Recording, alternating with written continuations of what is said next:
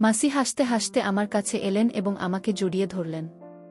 তাকে এতটা কাছে থেকে দেখে আমি খুব খুশি হয়েছিলাম, কারণ সেই জায়গায় আমাকে কেউ চিনত না। মাসির শৈশব আমার গ্রামের মধ্যেই কেটেছিল, কারণ তিনি আমার মায়ের কাছে পড়াশোনা করার জন্য এসেছিলেন। ছোটবেলা থেকেই মাসির প্রতি তার স্নেহ দেখতাম, যা আমাকে বরাবরই ভালো লাগত। মাসির এমন আচরণ আমাকে খুব স্বস্তি দিচ্ছিল, কিন্তু বুঝতে পারছিলাম না কেন আমি তার প্রতি আকৃষ্ট হচ্ছে। বারবার মনে হচ্ছে মাসি যেন সবসময় আমার পাশে থাকেন এবং আমাকে জড়িয়ে ধরেন। সময়ের সাথে মনে হতে লাগলো যেন আমি কারো ভালোবাসায় পড়েছি। এরপর একদিন মাসিকে নিজের বাড়ি ফিরতে হলো একটি জরুরি কাজের জন্য। তিনি আমাকে সঙ্গেও নিয়ে গেলেন। তার বাড়িতে পৌঁছাতে রাত প্রায় ৮টা গিয়েছিল। বাড়িতে পৌঁছে মাসি বললেন, চলো কিছু খেয়ে তাড়াতাড়ি ঘুমিয়ে পড়ো। বাইরে প্রচণ্ড ঠান্ডা। আমি খাওয়ার জন্য না করে সরাসরি নিজের ঘরে চলে গেলাম। কিছুক্ষণ পর মাসি ঘরে এসে আমার বিছানায় একই কম্বলের নিচে বসে কথা বলতে শুরু করলেন। জীবনের নানা বিষয় নিয়ে তিনি আমাকে পরামর্শ দিচ্ছিলেন এবং তার স্নেহ মমতা প্রকাশ করছিলেন। তার প্রতিটি কথা আমার হৃদয়কে গভীরভাবে ছুঁয়ে যাচ্ছিল। তারপর হঠাৎ মাসি আমাকে, আমি একটি ছোট্ট গ্রামে থাকি। আজ আপনাদের সাথে আমার জীবনের একটি সত্য ঘটনা শেয়ার করতে চাই। কয়েক বছর আগে আমি এক আত্মীয় বিয়েতে তাদের গ্রামে গিয়েছিলাম। সত্যি বলতে বিয়েতে যাওয়ার বিশেষ ইচ্ছে ছিল না, কিন্তু মা বাবার জোরাজুলিতে যেতে হয়েছিল। সেই গ্রামে আমার মাসির বাড়ি ছিল। তার নাম পূজা এবং বিয়ের পর ৫ বছর কেটে গেলেও তার এখনও কোনো সন্তান হয়নি। মাসিও সেই বিয়েতে এসেছিলেন। আমি দূর থেকে তাকে দেখেছিলাম, কিন্তু তিনি আমাকে দেখেননি। তার শৈশবও আমাদের গ্রামের মধ্যেই কেটেছিল, কারণ তিনি আমাদের গ্রামের স্কুল থেকেই ১০ম শ্রেণী পর্যন্ত পড়াশোনা করেছিলেন। ছোটবেলা থেকেই মাসিকে আমি খুব পছন্দ করতাম, কারণ তিনি সবসময় আমার প্রতি খেয়াল রাখতেন। ৫ বছর পর মাসিকে আবার দেখলাম। বিয়ের কিছুদিন আগে শেষবার তাকে আমাদের গ্রামে দেখেছিলাম। এবার তাকে দেখে মনে হচ্ছিল যেন তিনি অনেক বদলে গেছেন। তার সৌন্দর্য দেখে আমি মুগ্ধ হয়ে গেলাম। তিনি যেন কোনো সিনেমার নায়িকার চেয়েও সুন্দর লাগছিলেন। তার সৌন্দর্য ভাষায় প্রকাশ করা সত্যিই কঠিন। মনে হলো আমি প্রথমবারের মতো কোনো মেয়ের প্রতি আকৃষ্ট হচ্ছি। আমি একটু লাজুক এবং শান্ত প্রকৃতি ছিলাম, সহজে কারো সঙ্গে মিশতাম না, বিশেষ করে মেয়েদের সঙ্গে। কিন্তু সেদিন মাসির সৌন্দর্য এবং তার উপস্থিতি আমার সব চিন্তা ভাবনা বদলে দিয়েছিল। আমি যেন প্রতিদিন তার মুখ দেখে আরও আকর্ষিত হয়ে পড়ছিলাম। কেন জানি না, কিন্তু তার প্রতি এই টানটা দিন দিন বাড়ছিল। নিজের মনের উপর অনেক নিয়ন্ত্রণ আনার চেষ্টা করলাম, কিন্তু মন যেন আমার কথা শুনতেই চাচ্ছিল না। যেখানেই সে যেত আমি লুকিয়ে তাকে দেখতাম। একদিন আমার মনে হলো আমি যেন আর নিজের ইচ্ছেকে আটকাতে পারছি না। কয়েক ঘন্টার মধ্যেই আমি সাধারণ একজন মানুষ থেকে একজন পাগল প্রেমিকে রূপান্তরিত হয়ে গেলাম। সেই সময় জানুয়ারি মাস ছিল। শীতের তীব্রতা বেড়েই চলেছিল। রাতের বেলা ঠান্ডা যেন অসহ্য হয়ে উঠত। বিয়ের মৌসুম ছিল, কিন্তু থাকার তেমন কোনো বিশেষ ব্যবস্থা ছিল না।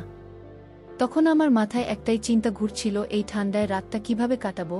কিন্তু মনে হলো ঈশ্বর আমার কথা শুনলেন, আমার সমস্যার যেন সমাধান মিলল। কারণ সেই সময় মাসি হাসি মুখে আমার কাছে এসে আমাকে আলিঙ্গন করলেন। তাকে দেখে আমি অত্যন্ত খুশি হলাম, কারণ সেখানে আমার পরিচিত কেউ ছিল না।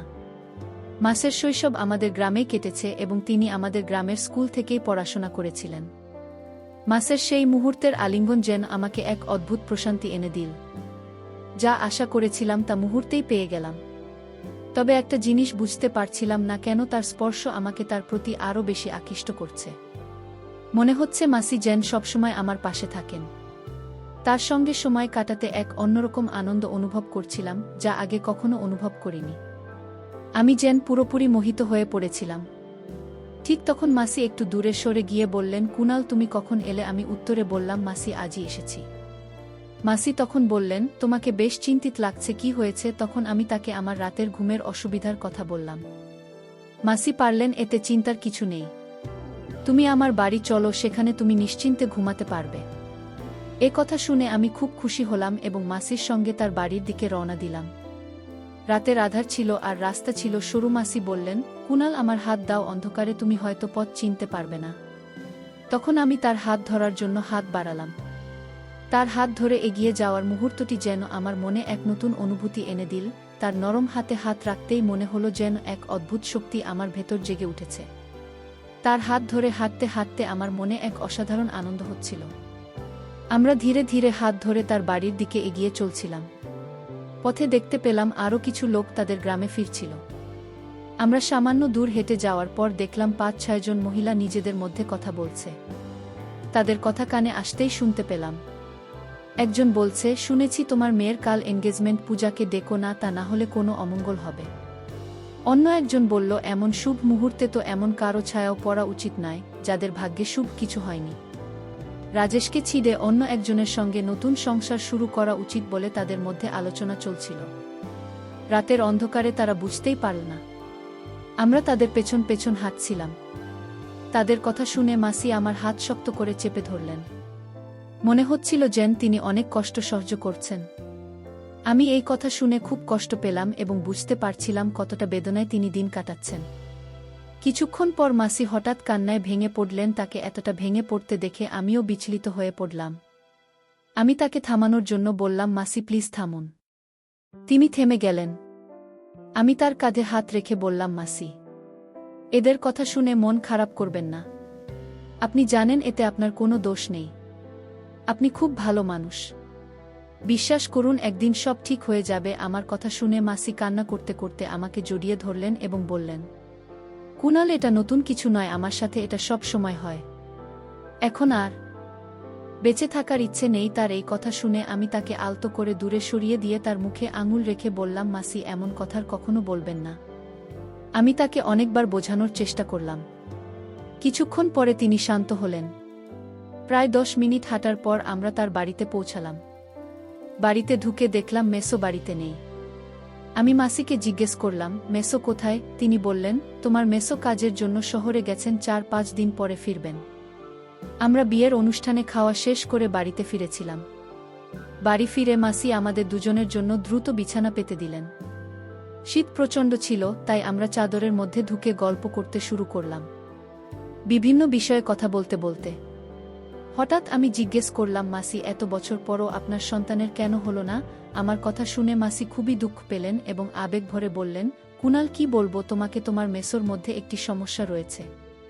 তিনি কখনোই বিশ্বাসটি আমাকে বলেননি, কিন্তু একদিন আমি নিজেই জেনেছি। তোমার মেসো যে ক্লিনিকে টেস্ট করিয়েছিলেন, সেখানে আমার এক বন্ধু কাজ করে। সেই আমাকে জানিয়েছে তোমার মেসো কখনো বাবা হতে পারবেন না। মাসে একটু থেমে আবার বললেন, আমি কখনোই এ নিয়ে তার সঙ্গে কথা বলিনি। তবে একটা জিনিস দেখেছি, তোমার মেসো বিভিন্ন সাধুসন্তদের প্রতি খুবই বিশ্বাস রাখেন। তাদের কথায় তিনি অনেক টাকা খরচ করেছেন। কেউ বলেছে 5 মাসের মধ্যে সুখবর আসবে, কেউ 3 মাসের মধ্যে, এমনকি একজন তো 1 মাসেই সুখবর প্রতিশ্রুতি দিয়েছিল। তবে এইসব কথা শুনতে শুনতে 3 বছর কেটে গেছে। আমি জানি এসবের কোনো ফল হবে না। এই কথা বলার সময় মাসি কান্নায় ভেঙে পড়লেন। আমি তারই কষ্ট দেখে নিজেও খুব খারাপ অনুভব করলাম। তখনই আমি আমার বিছানা থেকে উঠে আমি ধীরে ধীরে উঠে গিয়ে মাসির বিছানার পাশে বসলাম। তার চোখের জল মুছতে গিয়ে তার হাত ব্যবহার করলাম। যখন তার চোখের জল মুছলাম তখন তিনি একটুখানি হেসে ফেললেন। মাসি বলেন, কুনাল, তুই এখনো আমার কতটা খেয়াল রাখিস। আমি একটু হেসে দিলাম এবং আমার বিছানায় ফিরে যেতে চাইলাম। কিন্তু ঠিক তখনই মাসি আমার হাত ধরে বললেন, কুনাল, যদি তুই আজ এখানে না থাকতিস আমি হয়তো এমন কিছু করে ফেলতাম যা ভুল হতো। তুই সত্যিই খুব ভালো, আজ তুই আমাকে বাঁচিয়েছিস। তিনি আমার হাত নিজের হাতে নিয়ে বললেন, তোর মতো পুরুষ খুব কমই আছে যারা মহিলাদের কষ্ট বোঝে এবং তাদের অনুভূতিকে গুরুত্ব দেয়। তুই সত্যিই অসাধারণ। এ কথা শুনে আমার মনে এক অদ্ভুত আনন্দ হলো। আমরা কথা বলতে বলতে মাসি আমার হাত আলতো করে চেপে ধরছিলেন। আমি তার দিকে কিছু বলার চেষ্টা করছিলাম, কিন্তু আমার মনে যেন এক বিশাল ঝড় উঠেছিল। মনে হচ্ছিল আমি তাকে স্পর্শ করতে চাই, কিন্তু নিজের ইচ্ছেকে দমন করলাম।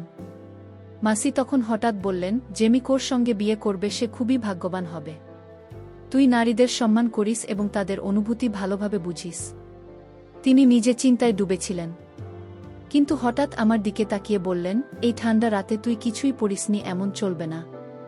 কুনাল, চাদরের ভেতরে চলে আয়, বাইরে খুব ঠান্ডা পড়ছে। এই কথা শুনে আমার হৃদয় দ্রুত স্পন্দিত হতে শুরু করল। আমি কিছুতেই বুঝতে পারছিলাম না যে এই সব কিছু কেন হচ্ছে। আমরা তখন একসঙ্গে একই চাদরের নিচে বসেছিলাম। মাসি বললেন, সরি কুনাল, আমি শুধু আমার কষ্টের কথা বলছিলাম। এখন বলো তোমার জীবনে কি চলছে? আমি উত্তর দিলাম, মাসি, আমি শুধু চাকরির খোঁজে আছি, কিন্তু চাকরি পাচ্ছি না। মাসি বললেন, কোনো চিন্তা করো না কুনাল, তোমার সামনে এখনো অনেক বড় জীবন পড়ে আছে, নিশ্চয়ই একটা চাকরি পেয়ে যাবে। এরপর তিনি আমার আরও কাছাকাছি এলেন, যেন আমাকে জড়িয়ে ধরলেন। তারপর মাসি হাসতে হাসতে বললেন, তোমার কি কখনো মনে হয়নি যে তোমারও একজন গার্লফ্রেন্ড থাকা উচিত? আমি বললাম, মাসি, এমন চিন্তা তো আসে, কিন্তু এখনো তেমন কাউকে পাইনি। মাসি মুচকি হেসে আমার দিকে ফিরে বললেন, তাহলে বলো, তোমার আমার কেমন গার্লফ্রেন্ড চাই? আমি সঙ্গে সঙ্গে উত্তর দিলাম, ঠিক আপনার মতো। মাসি অবাক হয়ে হাসতে হাসতে বললেন, আমার মতো কেন? আমি বললাম, কারণ আপনি খুব সুন্দর, বুদ্ধিমতী আর মনের দিক থেকে অসাধারণ একজন মানুষ। মাসি মজা করে বললেন, তুই মিথ্যে বলছিস। আমি হেসে বললাম, মিথ্যে কেন বলবো মাসি? যদি আপনি আমার চোখ দিয়ে নিজেকে দেখতে পারতেন তাহলে বুঝতে পারতেন আমি সত্যি বলছি না, মিথ্যে বলছি। এরপর মাসে একটু থেমে জিজ্ঞেস করলেন, তুই আমাকে নিয়ে কি ভাবিস? আমি শান্তভাবে উত্তর দিলাম, মাসি, আমাকে আপনার খুব ভালো লাগে। ধীরে ধীরে আমার মনে হচ্ছিল মাসিও হয়তো আমার প্রতি একটু আগ্রহ দেখাচ্ছেন। বাইরে ঠান্ডা বাড়ছিল আর ঘরের পরিবেশ যেন উষ্ণ হয়ে উঠছিল।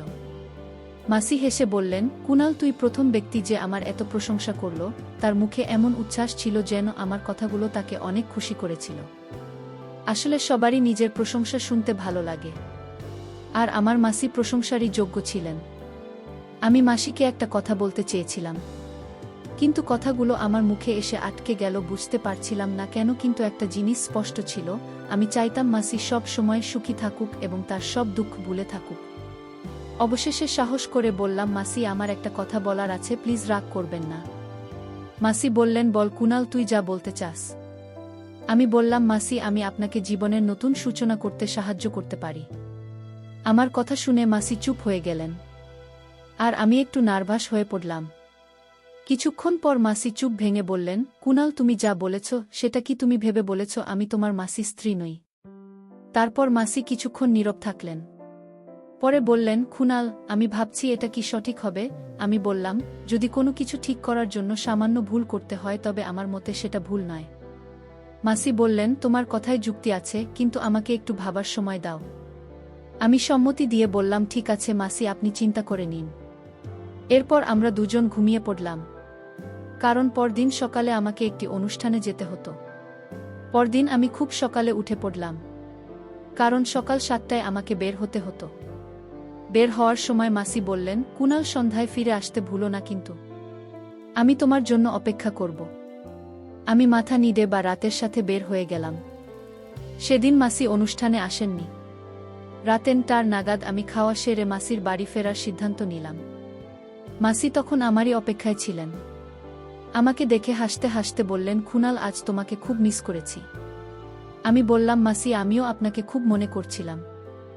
এরপর মাসি কফি বানিয়ে আনলেন। আমরা একসঙ্গে কফি খেতে খেতে কথা বলতে লাগলাম। হঠাৎ মাসি বললেন, কুনাল, তোমার গতকালের কথায় আমি রাজি হয়েছি। আমি বললাম, মাসি, একবার চেষ্টা করে দেখুন। আপনার ভবিষ্যৎ শুধু সুখ আর আনন্দে ভরে উঠবে। মাসি বললেন, তোমার এই উপকার আমি কখনো ভুলব না। তুমি আমার জন্য ঈশ্বরের মতো। তারপর আমাদের কথার অনুভূতি ধীরে ধীরে আমাদের আরও কাছাকাছি নিয়ে এলো। পরদিন সকালে মাসি খুব খুশি মনে ছিলেন। তাকে দেখে আমার মনও আনন্দে ভরে উঠল। মাসি আমাকে বললেন, কুনাল, তুমি আমার সমস্ত ইচ্ছা পূরণ করেছ। তোমাকে অসংখ্য ধন্যবাদ।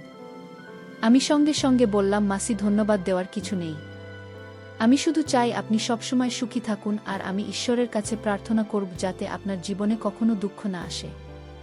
এইভাবে আমি মাসির বাড়িতে 3 দিন কাটালাম এবং তার মুখে হাসি ফোটানোর জন্য যথাসাধ্য চেষ্টা করলাম। যখন বাড়ি ফেরার সময় হলো তখন মাসির চোখে জল ছিল। আমি তাকে জড়িয়ে ধরে বললাম, আবার দেখা হবে মাসি। এই বলে আমি বাড়ির উদ্দেশ্যে রওনা হলাম। প্রায় 3 মাস পর মাসির ফোন এলো। ফোনে মাসি আমাকে জানালেন যে তিনি মা হতে চলেছেন।